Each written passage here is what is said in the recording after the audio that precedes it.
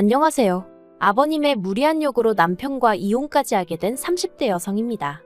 남편은 저에게 잔인하다 너무하다 했지만 저도 어쩔 도리가 없었어요. 중간에서 남편이 자기 역할이라도 똑바로 해줬다면 이혼까지는 안 했을지도 모르겠지만 어쨌든 이제 다 지나간 이야기고, 그럼에도 불구하고 제가 이렇게 이야기를 하는 건 드라마 같은 일이 누구에게나 일어날 수 있다는 걸 말하고 싶어서예요. 남편하고는 대학교에서 만났어요. 도서관에서 혼자 공부하고 있는 남편이 마음에 들어 제가 먼저 다가갔죠. 어디서 그런 용기가 났던 건지는 모르겠지만 성큼성큼 다가가 여자친구는 있냐? 없으면 전화번호 좀 달라 그랬어요. 그랬더니 남편이 대수롭지 않다는 듯 연락처를 주대요. 그리고 나중에서야 알게 된 게 당시 남편은 꽤나 인기가 좋았답니다. 그래서 저뿐만 아니라 다른 몇몇 여학생들도 먼저 전화번호를 물어본 적이 있었던 모양이더라고요. 그런데 저는 그런 줄도 모르고 남편도 저에게 관심이 있어 순순히 연락처를 준 줄 알았고, 그래서 그때부터 한마디로 엄청 공을 들였어요. 연락도 자주 하고 잘 보이려고 이런저런 노력을 많이 했죠. 그리고 그 노력의 성과라고 해야 할지 사귀자는 말은 남편 입에서 먼저 나왔답니다. 대학교 4학년 말부터 연애를 시작했고 이후로 7년을 만났어요. 만나는 동안 어느 다른 연인들처럼 다투기도 했고 헤어진 적도 있었죠. 물론 다툼은 오래가지 않았고 헤어졌다가 일주일 만에 없던 일로 하기로 하고 뭐 그런 식이었지만요. 그래도 언젠가부터 결혼을 한다면 이 사람이랑 하겠구나 하는 확신 같은 게 있었어요. 비록 남편의 환경이 마음에 걸리긴 했지만 7년의 세월 동안 서로에게 믿음을 줬고 사랑하고 있었기에 어떤 고난과 시련이 닥치더라도 결국 다 극복해낼 수 있을 거라 믿었으니까요. 남편에 대해서 좀 더 이야기해보자면 남편의 환경, 특히나 가족관계가 무척이나 복잡했어요.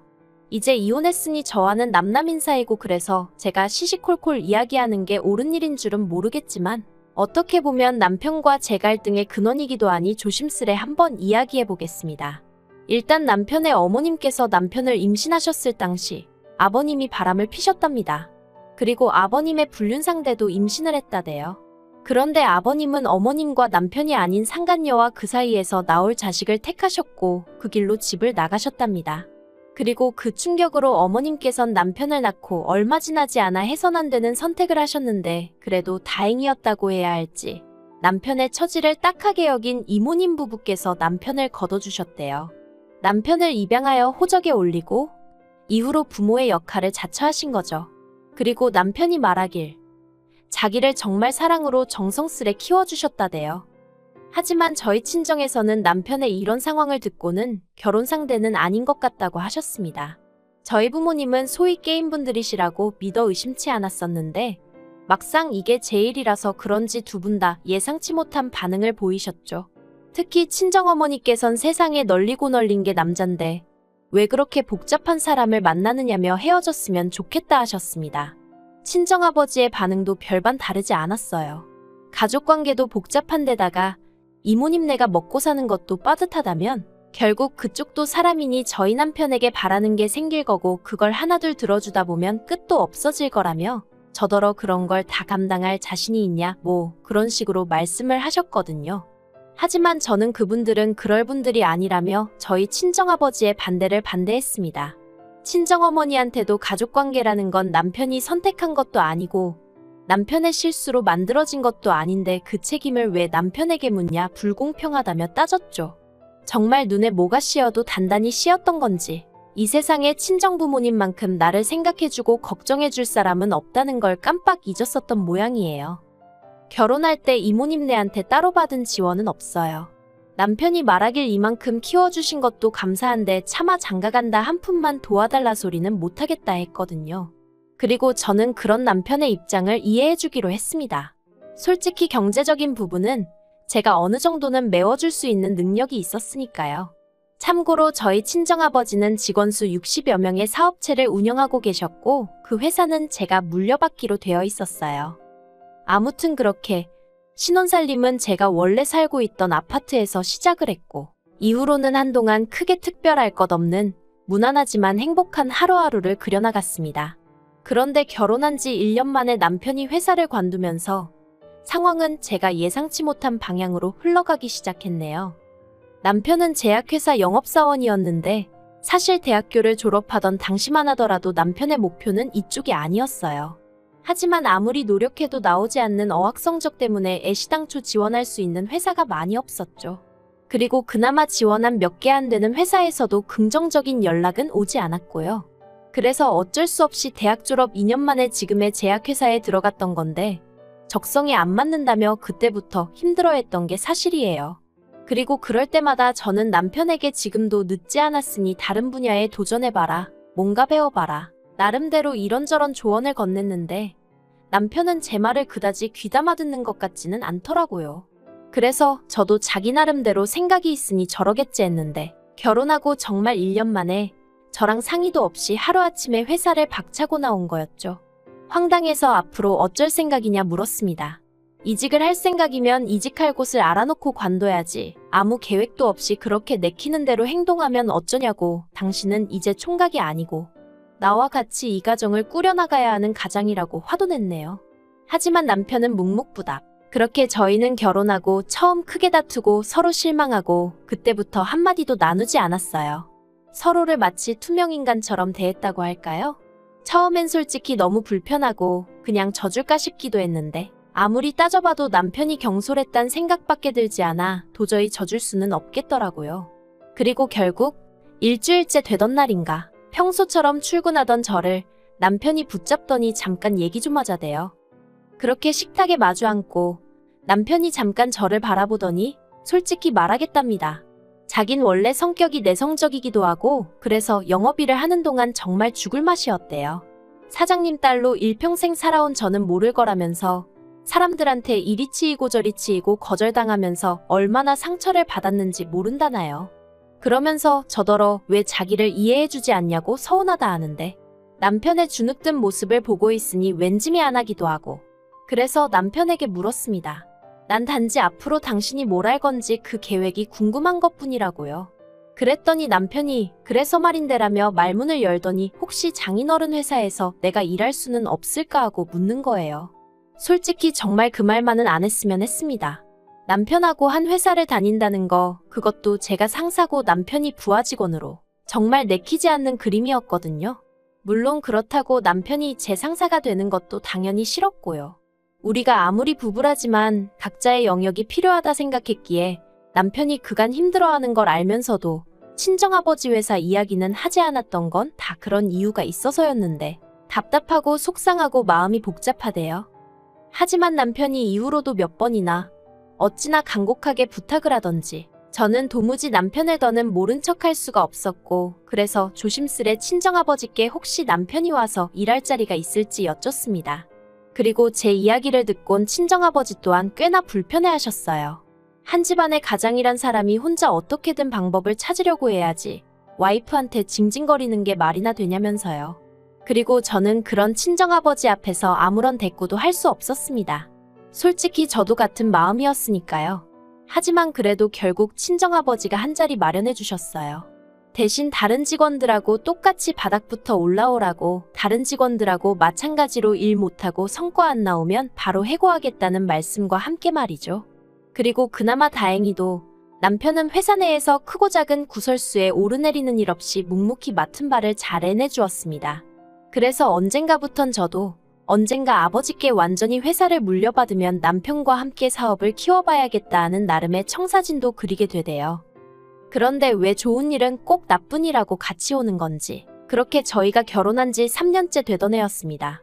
이모님 생신이었고 그래서 남편과 함께 이모님 댁을 찾았는데 이모님 표정이 왜인지 하루 종일 어둡기만 하더라고요. 그리고 그건 이모부님도 마찬가지셨습니다. 그래서 참다 못한 제가 저희한테 무슨 하실 말씀이라도 있으신 거냐 물었더니 한숨을 깊게 내뱉으시고는 남편의 아버님한테 연락이 왔답니다. 저는 처음에 제가 뭘 잘못 들은 줄 알았어요. 그래서 누구요? 하고 되물으니 맞게 들었다고 어머님과 남편을 버리고 상간녀와 그 자식을 따라 나가셨던 아버님한테 전화가 왔었다고요. 저도 저였지만 남편을 바라보니 얼굴이 허옇게 질려 있었습니다. 그리고 이후로는 솔직히 무슨 이야기가 오갔는지 기억도 잘 나지 않아요. 이모님하고 이모부님은 복잡한 표정을 하고 계셨고 남편 또한 그 속내를 읽기 어려운 얼굴을 하고 있었으니까요. 그리고 저는 그 세 사람의 비할 바는 아니었지만 그래도 역시나 놀랐던 게 사실입니다. 그래서 그냥 음식도 입으로 들어가는지 코로 들어가는지도 모르겠고 정말 정신이 하나도 없이 있다가 집에 왔어요.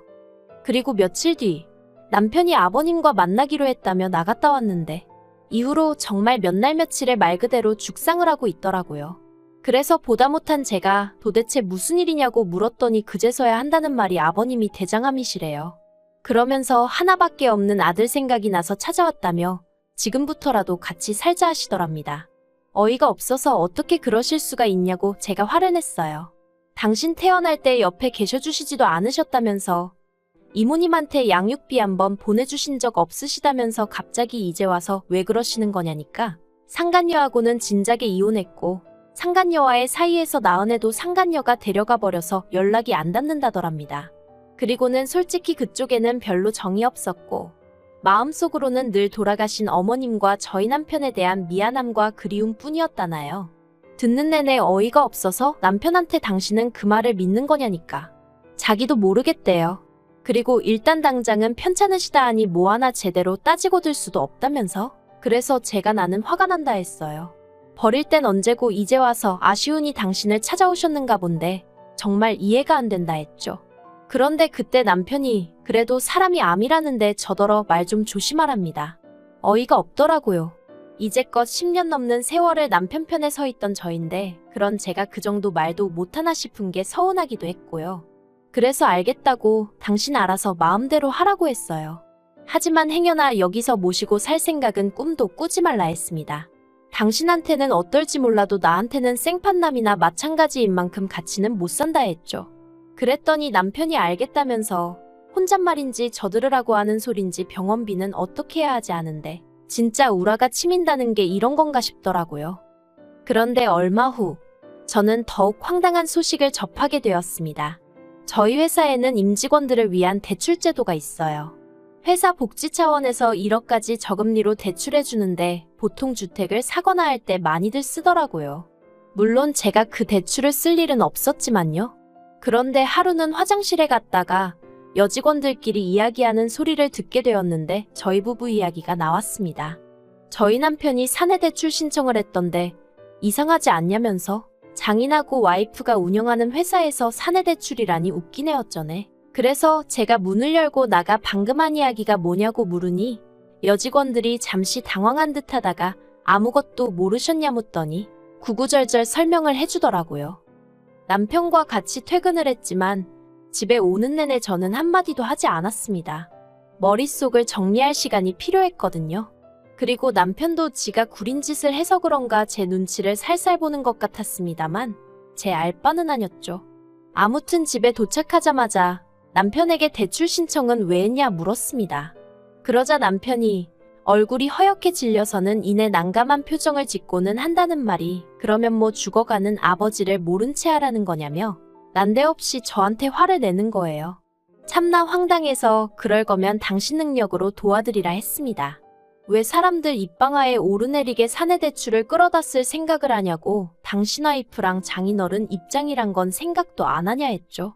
그랬더니 저더러 정말 못됐다면서 지금도 오로지 생각하는 건 자기 자신하고 장인어른뿐이고 남편이나 편찮으신 아버님은 안중에도 없다는데 아니 언제부터 자기가 아버님하고 그렇게 애틋한 사이였다고 저러나 싶은 게 황당해서 말이 안 나오더라니까요.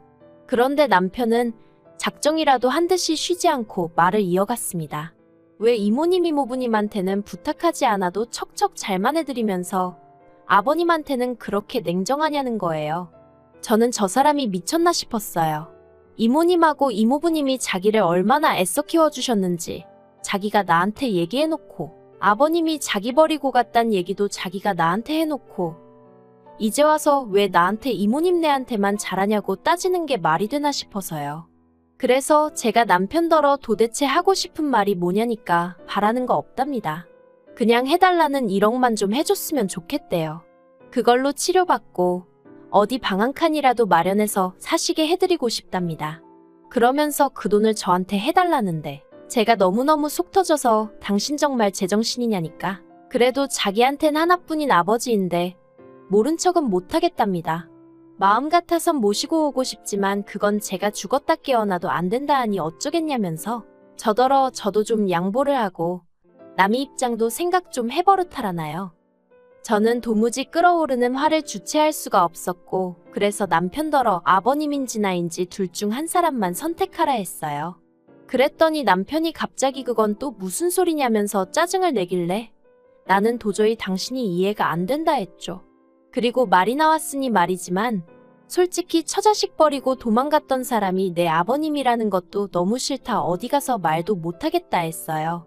그나마 연락이 닿지 않는다니까 모른 채 살았다니까 남편은 그런 아버지 밑에서 자라지 않았으니 다행이다 싶어 계속 연애했고 결혼까지 한 거지. 만약에 그런 아버님 밑에서 줄곧 자란 사람이었다면 연애는 몰라도 결혼은 절대 하지 않았을 테니까요. 아무튼 남편은 둘 중 한 사람만 택하라는 제 말에 끝까지 제대로 된 답을 내놓지 못했고 그래서 저는 결국 남편과 이혼을 결심했습니다.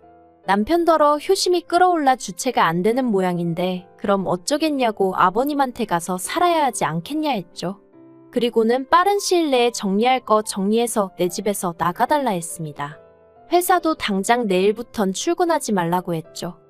그리고 남편은 남편대로 그렇게 일순간에 마음 정리하고 돌아선 저에게 놀라기도 했고 자기 말로는 너무 무섭더라나요.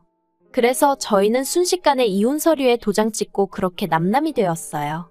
10년 세월이 무색하리만큼 정말 모든 게 빠르게 진행되었죠. 이모님과 이모부님은 무척이나 안타까워하시며 어떻게든 제 마음을 돌리려고 애를 쓰셨지만 보시다시피 잘 안 됐어요. 남편이 더 이상 이모님 내외의 말을 귀담아 듣지 않고 오로지 아버님 한 분만 바라봤으니까요. 그리고 그런 남편을 앞장 세우고 아버님은 나날이 더 기고만장해지셔서 이모님에게 소식을 전해 듣기론 내 자식한테 부모 행세하며 효도받지 않았냐고 그거 다 토해내라 그런 말씀까지 들으셨답니다. 정말 아무리 남편을 세상에 있게 해주신 분이라지만 인간 말종이 따로 없다 싶었다니까요. 그런데 왜 모두가 보는 걸 남편만 못 보고 저렇게 돼버린 건지 그래도 함께한 세월이 있어서 그런가 그런 남편을 생각하면 마음이 좋진 않아요. 그래도 어쩌겠어요. 이제 다 끝난 사이인걸. 그저 아버님한테 너무 뜯기지만 않으면 다행이겠다 싶네요.